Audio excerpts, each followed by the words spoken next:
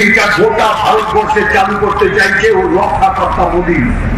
এ তো বাইরে থাকতো না, মোদী ওকে রক্ষা করেছে, সেই জন্যই বাইরে আছে।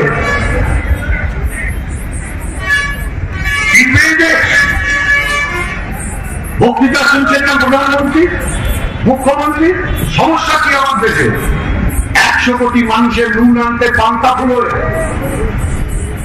দেওয়া যায় না মানুষকে? একটু সস্তায় চাল, ডাল, গম, তেল, চিনি, নুন, আটা, এরকম 14টা জিনিস। এই আক্রমণ আপনার উপর। আপনি যিনি তৃণমূলের হয়ে গরিব মানুষ খেতে খান, যিনি বিজেপি করেন গরিব মানুষ খেতে খান, যিনি লাল ঝান্ডা করেন গরিব মানুষ খেতে খান, যিনি কংগ্রেস করেন গরিব মানুষ খেতে খান, যিনি কোন রাজনীতি করেন না খেতে খান, সব মানুষের উপর আক্রমণ। 14 টাকা কেরোসিন যখন 89 টাকা হয়, কেউ যদি দোকানে গিয়ে বলেন আমি তো বিজেপির হয়ে ঝান্ডা টানিয়েছিলাম, কেউ আপনাকে সস্তায় দেয়? কেউ দেবে। লুট যখন করে ওরা সব গরিব, সব নিম্নবিত্ত, সব মধ্যবিত্ত, সব খেটে খাওয়াকে লুট করে। শুধু ভোটের সময় যা ধর্ম তাই নিয়ে ভাব। উপস্থিত থেকেছেন, ওনার গড় উপস্থিতি হচ্ছে 15 দিন। তার মধ্যে আরো মজার ব্যাপার জানেন, উনি কোনো বাজেট সেশনে উপস্থিত থাকেন। যেমন ধরুন, আমি আপনাকে বলে দিচ্ছি, 2022 সালের বাজেট সেশনে ওনার উপস্থিতি 4%। আমি তার আগের বাজেট সেশন 2021 4%। সেই বছরই 2000 বর্ষা অধিবেশন 0। তার আগের বছর বাজেট সেশনে তার অ্যাটেন্ডেন্স কত? 5%।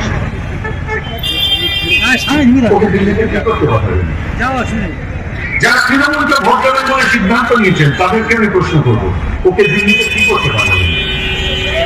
পার্লামেন্টে পাঠাবেন তো পার্লামেন্টে যে মুখ ও বদিরে বসে থাকে তাকে আপনি কি করতে পাঠাবেন? গতকাল উনি নিজের কেন্দ্রে এসেছিলেন, হেলিকপ্টারে ছিল।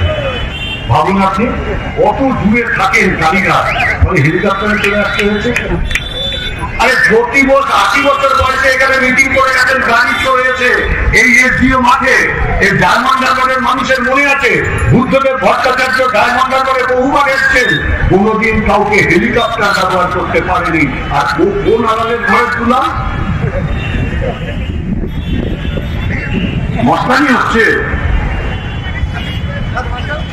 3 ব্যাকেট নিয়ে মস্তানি ছেড়ে দিন ওগুলো। আরে আমি তো 4 বারের এমপি ছিলাম, একটা কনস্টেবল নিয়ে কোনোদিন ঘুরতে হয়নি, মস্তানিও কোনোদিন করতে হয়নি আমাকে। এত ভয় কিসের আপনার? এত কিসের ভয়? জেলা পুলিশের এক কথা বললেন গতকাল, একটা নির্বাচন সংক্রান্ত বিষয়ে তাকে ফোন করেছিলাম, বললো কি করবো বলুন, ডায়মন্ড হারবারে 4000 পুলিশ পাঠাতে হবে। কে আসছে? ভারতবর্ষের প্রধানমন্ত্রী আসলে 4000 পুলিশ আসবে?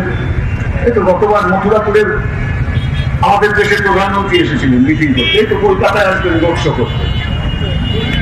বহু এক রাজা, কিন্তু সেই সম্রাট 4000 পুলিশ নিয়ে কোথাও মিটিং করতে যায় না। আর 40 কিলোমিটার পথ পাড়ি দেওয়ার জন্য হেলিকপ্টার চলে না এই ভারতবর্ষের কোন রাজনীতিবিদ। গোটা দেশের লড়াই কি নিয়ে হচ্ছে দেখছেন না আপনারা?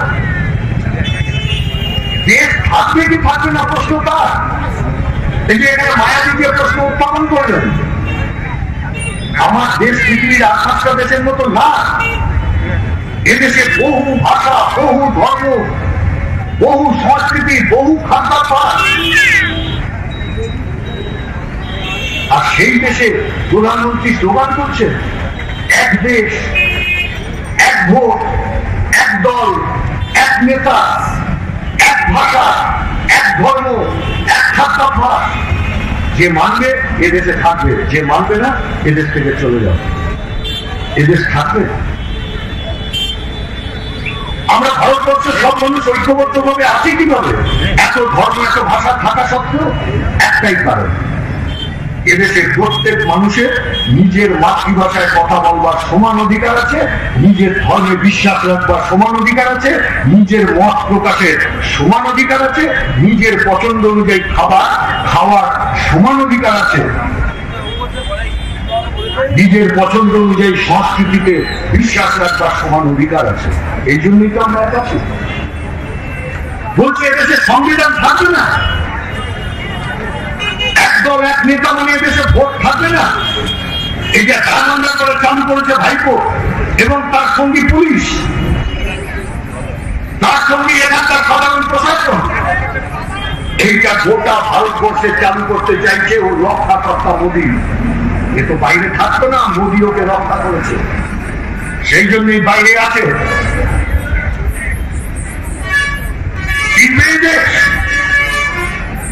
বক্তৃতা শুনছেন না প্রধানমন্ত্রী, মুখ্যমন্ত্রী?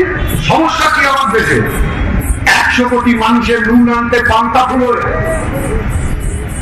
দেওয়া যায় না মানুষকে? একটু সস্তায় চাল, ডাল, গম, তেল, চিনি, নুন, আটা, এরকম 14টা জিনিস এটা চালু হয়েছিল ইউপিএ 1 সরকার, মনমোহন সিং প্রধানমন্ত্রী, আমরা সমর্থন দিয়েছি।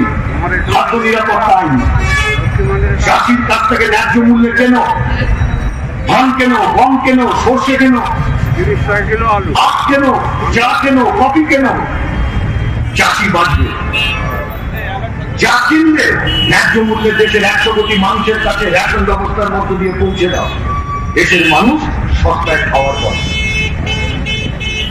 পরে দালাল বাজারে স্থান পাবে না। এই যে দেখেন, হঠাৎ পেঁয়াজ 100 টাকা, হঠাৎ আদা 500 টাকা, হঠাৎ আলু 60 টাকা, কেন? বাজার চলে গেছে ফোড়ে দালালের হাতে। চাষি দাম পায় 203 টাকা, চাষি ধানের দাম 5 টাকা। বলতে পারবেন সরকার 203 টাকা। সব জায়গাতে ফোড়ে দালালের কাছে চাষি 1200 টাকা প্রতি 100 কেজি দামে ধান বিক্রি করতে বাধ্য হয়েছে। চাষি ধানের দাম পাচ্ছেন না। আর যে মমতা বন্দ্যোপাধ্যায় মিছিল করেছিলেন 2011 সালে, চালের দাম 13 টাকা, খাবো কি যুদ্ধবস্থার জবাব দাও। আপনার 13 বছরে সেই চাল 13 টাকা থেকে 65 টাকা হয়েছে। এখন রাজ্যের মানুষ খাবে কি? মমতা তুমি জবাব দাও। চাষি ধানের দাম পাচ্ছে না, আর আপনি চাল কিনতে পারছেন না। ক্ষতিগ্রস্ত কি শুধু প্রতিকূল হয়েছে? ক্ষতিগ্রস্ত কি শুধু লাল ঝান্ডার জাতীয় কংগ্রেসের দলের লোক হয়েছে? যিনি তৃণমূল করেন তিনি ক্ষতিগ্রস্ত না? জিনিসপত্রের আকাশছোঁয়া দাম, যিনি বিজেপি করেন তিনি ক্ষতিগ্রস্ত না? তিনি যদি চালের দোকানে গিয়ে বলেন আমি তো তৃণমূলকে ভোট দিয়েছিলাম, আমি তো ভাইপোর ভোট লুট করেছিলাম পঞ্চায়েতে, আমার জন্য চালের দামটা 65 টাকার বদলে পুরনো দাম 13 টাকায় দিয়ে দাও, কেউ দেবে? কেউ দেবে? ঠিক একইভাবে যারা বিজেপিকে ভাবছেন ভোট দেবেন, নরেন্দ্র মোদী যেদিনকে প্রধানমন্ত্রী হয়েছিলেন গ্যাসের দাম ছিল 414, আজকে 829, মাঝে হয়েছিল 1129 টাকা। এখন তো ভোটের উপরে নেমে 829। কেউ যদি বলেন আমি ডায়মন্ড শহরে বিজেপি পতাকাটা নিয়েছিলাম, আমার জন্য 829 টাকার বদলে 414 টাকায় গ্যাসটা দাও, কেউ দেবে? কেউ দেবে না।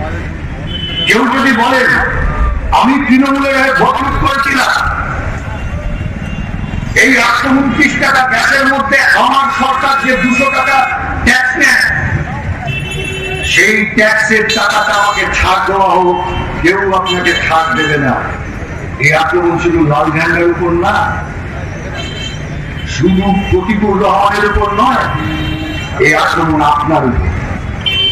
আপনি যিনি তৃণমূলের হয়ে গরিব মানুষ খেতে খান, যিনি বিজেপি করেন গরিব মানুষ খেতে খান, যিনি লাল ঝান্ডা করেন গরিব মানুষ খেতে খান, যিনি কংগ্রেস করেন গরিব মানুষ খেতে খান, যিনি কোন রাজনীতি করেন না খেতে খান, সব মানুষের উপর আক্রমণ। 14 টাকা কেরোসিন যখন 89 টাকা হয়, কেউ যদি দোকানে গিয়ে বলেন আমি তো বিজেপি হয়ে ঝান্ডা টানিয়েছিলাম, কেউ আপনাকে সস্তায় দেয়? কেউ দেবে। লুট যখন করে ওরা সব গরিব, সব নিম্নবিত্ত, সব মধ্যবিত্ত, সব খেটে খাওয়াকে লুট করে। শুধু ভোটের সময় যা ধর্ম তাই নিয়ে ভাব। লুটের সময় সব গরিবদের কাছে, সব নিম্নবিত্ত মধ্যবিত্তদের কাছে, শুধু ভোটের সময় জাতির নামে ধর্মের নামে যুদ্ধ করো। আমাদের দেশের সমস্যা কি? বেকারত্ব। সরকার হিসেবে বলছে প্রতি 100 জনের শিক্ষিত বেকার যুবক যুবতীর মধ্যে 83 জন হয় কাজ নেই, আর তা নইলে তার যে যোগ্যতা অনুযায়ী কাজ পাওয়া উচিত সেই কাজ তিনি পাচ্ছেন না। এই তো যুব আন্দোলনের নেত্রী মীনাক্ষী বসে আছে, কোচবিহার থেকে কাজ চষে বেড়ায় ওই যুবকদের চাকরির অধিকারের দাবি নিয়ে। এই বেকারত্বের সমস্যা কি কেবলমাত্র লাল ঝান্ডার লোকে, কেবলমাত্র জাতীয় কংগ্রেসের লোকে? তৃণমূলের বাড়িতে বেকারত্বের যন্ত্রণা নেই? বিজেপির বাড়িতে বেকারের যন্ত্রণা নেই? যিনি কোনো রাজনীতি করেন না তার বাড়িতে বেকারত্ব যন্ত্রণা নেই? কিন্তু একটা কথাও শুনছেন, পরশুর আগের দিন প্রধানমন্ত্রী 4টে মিটিং করলেন, গত কয়েকদিনের মুখ্যমন্ত্রী আরো 8খানা মিটিং করলেন, একবারে করলেন বেকার যুবকদের নিয়ে ওদের পরিকল্পনা কি? মানুষের কাছে সস্তায় খাবার তুলে দেওয়া নিয়ে ওদের কাছে পরিকল্পনা কি? অন্যদিকে লুট। আরে এখানে ওরাতে কয়লা খনি নেই বলেও কয়লা পাচার করে, ওরাতে কয়লা খনি আছে, আজকে কয়লা খনিটাই বেঁচে দিচ্ছে। এর হাতে নদী নেই বলে বালি পাচার করে, আর ওখানে আজকে নদী বেঁচে দিচ্ছে। দেখেননি কিছুদিন আগে কাগজে মধ্যপ্রদেশে গ্রামের লোক জন্মান্তর ধরে ওই নদীতে স্নান করে আছে, হঠাৎ গিয়ে তাকে তার কাটার বেড়া সেখানে চাপিয়ে দেওয়া হচ্ছে। গ্রামবাসী যখন জিজ্ঞাসা করছে তার কাটার বেড়া কখন, কেন, বললো সরকার নদী বেঁচে দিয়েছে।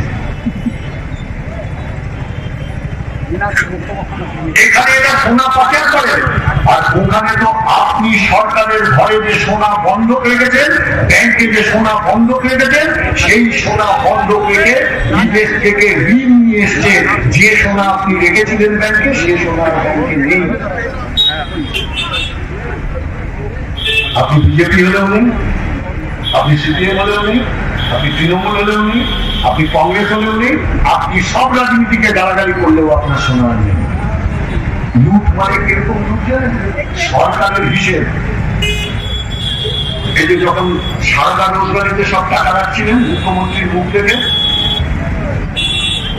তৃণমূলের নেতা মন্ত্রীদের মুখ দেখে, আমরা বারবার এখানে তাদের মিটিং করে বলছিলাম যাবেন না, ঢুকলেন, মানুষ বিশ্বাস করেনি। মানুষ ওখানে মুখ্যমন্ত্রীকে বিশ্বাস করে টাকা রেখেছিলেন, সেই টাকা লুট হয়ে গেল। ফেরত পেয়েছেন? তৃণমূলেরও ফেরত পাননি, রাজধানীও ফেরত পাননি, সাধারণ মানুষেরও ফেরত পাননি। ঠিক একইভাবে আপনি ব্যাংকে টাকা রেখে ঘুমোতে যান নিশ্চিন্তে। আপনি কি রাতের বেলা ব্যাংক পাহারা দেন না? প্রতিদিন কি আপনার নোটগুলো গুনে আসেন? আপনি জানেন 10,000 টাকাই হোক আর 10 লক্ষ টাকাই হোক, যা আমি ব্যাংকে রেখে এসেছি তার নিরাপদে ব্যাংকের মধ্যে আছে, নেই। মোদী সরকারের অর্থমন্ত্রীর হিসাব অনুযায়ী 11 লক্ষ কোটি টাকা ব্যাংক থেকে লুট হয়ে গেছে। ওটা আপনার। আপনি বিজেপি করেন, আপনার। আপনি তৃণমূল করেন, আপনার। আপনি কোন রাজনীতি করেন না, আপনার। লুট, ও টাকা নেই। ওই জন্য দেখবেন একটা ব্যাংকের ঘাড়ে আর একটা ব্যাংক চাপিয়ে কোন ক্রমে ব্যাংকিং ব্যবস্থাটাকে টিকিয়ে রেখেছে। এরপর পরিকল্পনা যদি সরকারে আছে, এই ব্যাংকগুলো যারা লুট করলো সেই বেসরকারিদের হাতে তুলে দেবে। আপনার বাকি পড়ে থাকা টাকাটুকু লুট করে নিয়ে তারা যখন ব্যাংকে দেউলিয়া ঘোষণা করবেন, তখন যদি কেউ গিয়ে বলেন আমি তো ডায়মন্ডারে বিজেপি করেছিলাম, আমার টাকাটা ফেরত দেওয়া হোক, কেউ দেবে না। কেউ যদি বলেন আমি তো ভাইপোর হয়ে লুট করেছিলাম, তৃণমূল ব্যাংক বেসরকারীকরণের বিলকে পরকে সমর্থন করেছিল, আমার টাকাটা ফেরত দেওয়া হোক, কেউ দেবে না। লুটের সময় আমাদের কাছে সব গরিব, সব খেটে খাওয়া মানুষ, সব নিম্নবিত্ত মধ্যবিত্ত এক। শুধু ভোটের সময় ওরা জাত ধর্মের নামে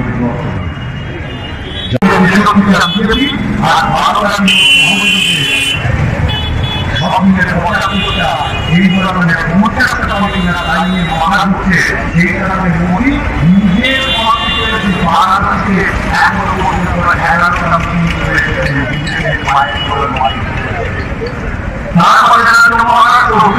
শান্তি করতো, বর্তমান সমাধান ছিল এবার সেখানে অর্ধেক হবে না। সমাধান ছিল ছত্তিশগড়, সমাধান ছিল সব জায়গায় অর্ধেক হবে। সরকার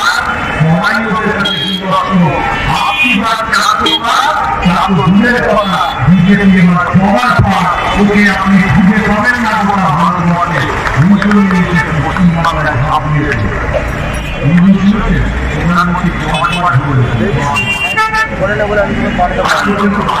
প্রধানমন্ত্রী আছে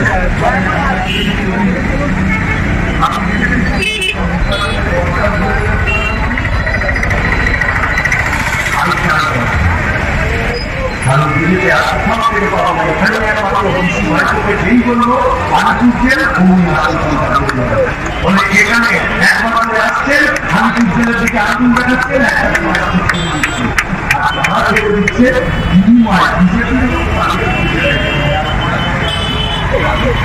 বিজেপি এখানে প্রার্থী দেয়নি প্রার্থী দিয়েছে পাশের বাড়ির লোক চেনে না পাশের বাড়িতে গিয়ে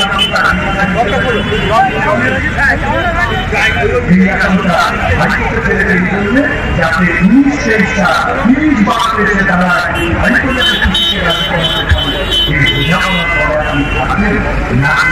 আপনার লোকসভা পঞ্চায়েত পৌরসভা আপনার